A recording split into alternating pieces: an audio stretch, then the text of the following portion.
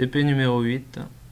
Le problème de ce TP est en fait que le vérin effectue sans arrêt des sorties et des rentrées. Donc là on parle du TP numéro 7, le TP précédent. Donc nous allons rajouter un distributeur 1V1 en plus de l'information du capteur 1S1 afin de piloter la sortie de 1A. Donc comment on va réaliser ça? Il va falloir faire une fonction et avec 1S1 et 1V1. Ce sera la condition pour pouvoir activer 1V2 et provoquer la sortie de 1A. Alors on a plusieurs manières de réaliser ça en pneumatique. Donc on va le faire d'une première façon. Donc on va reprendre le TP précédent, je l'ai laissé tel quel, j'ai rien changé. Et on va venir donc ajouter un distributeur 1V1. D'ailleurs ici j'aurais dû les appeler 1S1 et 1S2 puisque c'est plus des distributeurs, c'est devenu des capteurs. Donc on va faire la modif. Ça. Ici 1S2.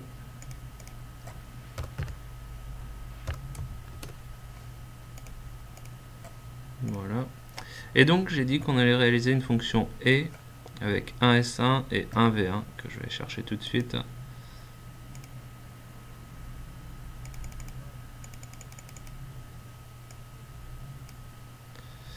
Alors, distributeur. Donc c'est un distributeur 3.2. Hein. Voilà, 1V1, c'est un distributeur 3.2 monostable à commande manuelle.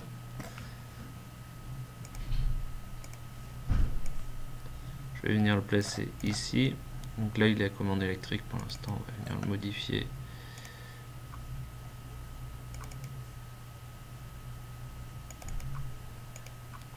Voilà. Donc première façon de faire pour réaliser cette fonction et, c'est de prendre la sortie de 1S1 et de l'envoyer sur l'entrée de 1V1.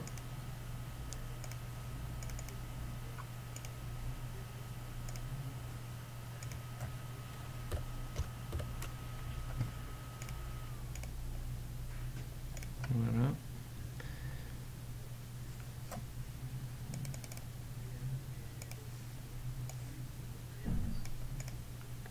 Donc là, qu'est-ce qui va se passer? Il faudra que 1S1 soit actionné pour qu'il y ait de l'air dans cette conduite. Et tant que j'appuie pas sur 1V1, l'air est bloqué ici. Donc on va vérifier ça en simulation tout de suite. Voilà, donc actuellement, donc je vous rappelle qu'ici j'ai ma conduite de pression d'air de commande. Donc ici on a la division en deux du tuyau. Ici un S1 est actionné, donc on a de l'air dans cette conduite qui est bloqué par un V1. Dès que je vais appuyer sur un V1, voilà, ça provoque la sortie de 1A jusqu'à 1S2 qui lui va piloter la rentrée. Et ici maintenant, quand un S1 va être réactionné, tant que je ne réappuierai pas sur un V1, le vérin reste en position. Je réappuie, il refait un cycle.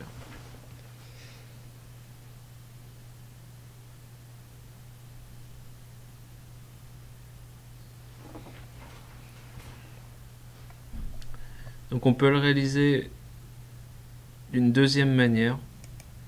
Alors je vous la montre simplement. Parce qu'elle n'aurait pas grand intérêt ici. C'est-à-dire que ça nous ferait utiliser un composant supplémentaire alors qu'il n'y en a pas besoin. Donc l'idée ce serait d'utiliser simplement une cellule E.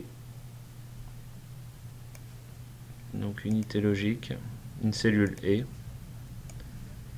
que je vais placer ici.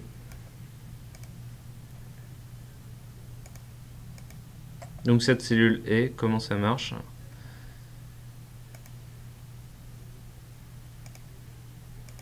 Eh bien, j'ai de la pression en sortie de ma cellule E uniquement quand j'en ai sur les deux entrées ici.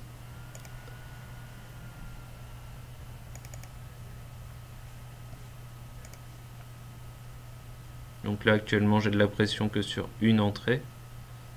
donc le distributeur n'est pas piloté. Il n'y a pas d'air qui sort ici. Par contre, dès que j'appuie, il y avait et de l'air là et de l'air là, donc ma sortie passe à 1. Donc là, 1 S1 va être réactionné, mais il n'y aura qu'une entrée qui aura de l'air, donc il n'y aura pas d'air en sortie. Donc préférez plutôt la première méthode.